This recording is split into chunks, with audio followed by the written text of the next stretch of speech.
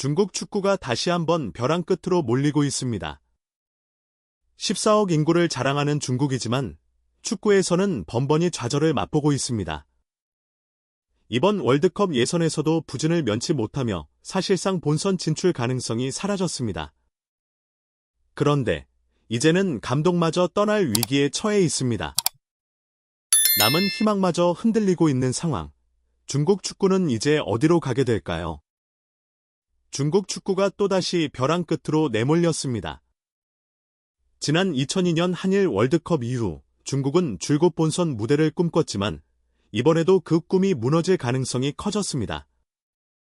월드컵 아시아 3차 예선 시조 현재 성적은 2승 6패, 조최하위. 사실상 4차 예선 진출이 불가능한 상황입니다. 특히 지난 3월 치러진 7차전과 8차전에서 연이어 패배하며 마지막 희망도 점점 사라지고 있습니다. 이제 남은 경기는 단 2경기뿐. 하지만 4위 인도네시아, 5위 바레인과의 맞대결에서 승리를 장담할 수 없는 현실입니다. 기적이 없다면 중국 축구는 또다시 월드컵 본선 진출 실패라는 뼈아픈 결과를 마주하게 됩니다. 중국 언론도 이제는 더 이상 희망을 품지 않는 모습입니다. 소후닷컴은 중국 대표팀이 4위를 차지할 수 있다는 희망조차 바람 앞에 촛불처럼 흔들리고 있다고 전하며 사실상 탈락이 기정사실화된 분위기를 보였습니다. 중국의 경기력을 보면 그들의 부진이 단순한 운이 나빠서가 아니라는 걸 알 수 있습니다. 수비는 허술하고 공격은 결정력이 부족합니다.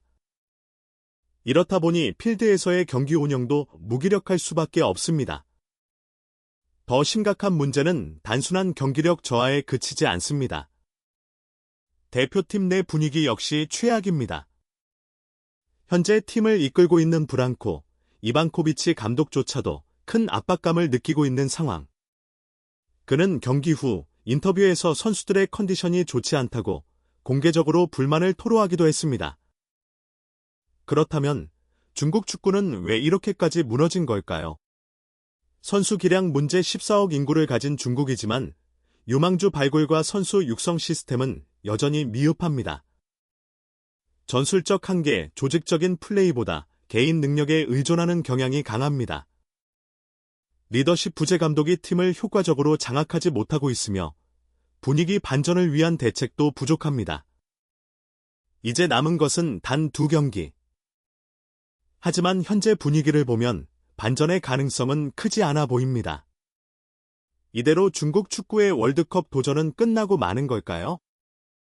현재 중국 대표팀을 이끌고 있는 이반코비치 감독의 입지가 흔들리고 있습니다.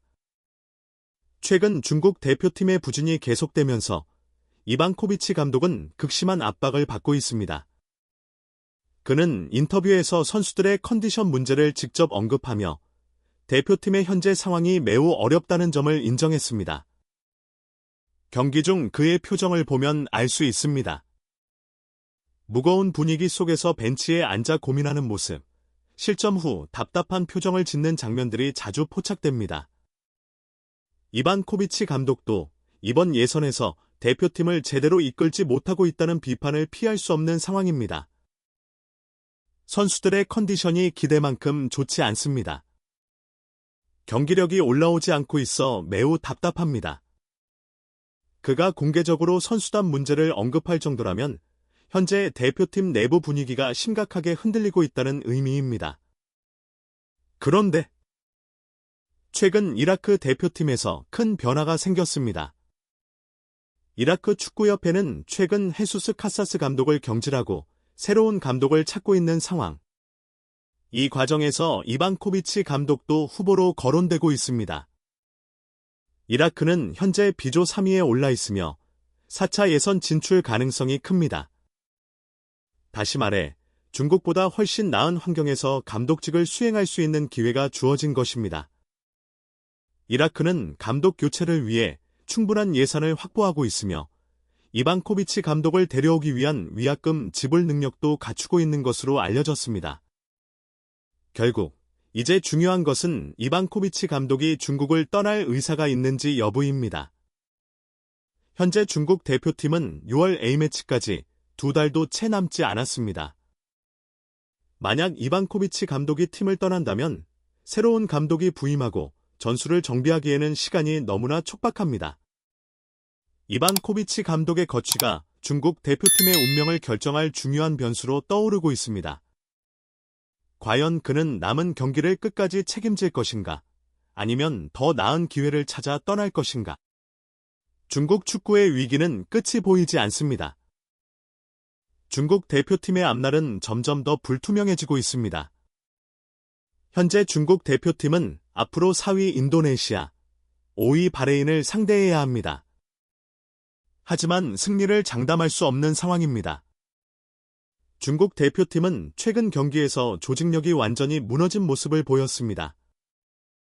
공격에서는 결정력이 부족하고 수비에서는 실수가 반복되면서 상대에게 쉽게 실점을 허용하고 있습니다. 이런 상태에서 남은 경기에서 승리를 기대하는 것은 무리일 수도 있습니다. 게다가 만약 이반코비치 감독까지 이탈한다면 중국 대표팀은 더욱 심각한 위기를 맞이할 것입니다. 새로운 감독이 부임하더라도 단 2달 만에 팀을 정비하고 전략을 수립하는 것은 현실적으로 어려운 일입니다. 중국 언론에서도 이 부분을 강하게 우려하고 있습니다. 이 시점에서 감독 교체는 중국 축구에 더 큰 혼란을 초래할 가능성이 높습니다. 새로운 감독이 짧은 기간 안에 팀을 재정비하고 선수들과 호흡을 맞추는 것은 불가능에 가깝습니다. 이제 중국 대표팀은 선택의 기로에 놓여 있습니다.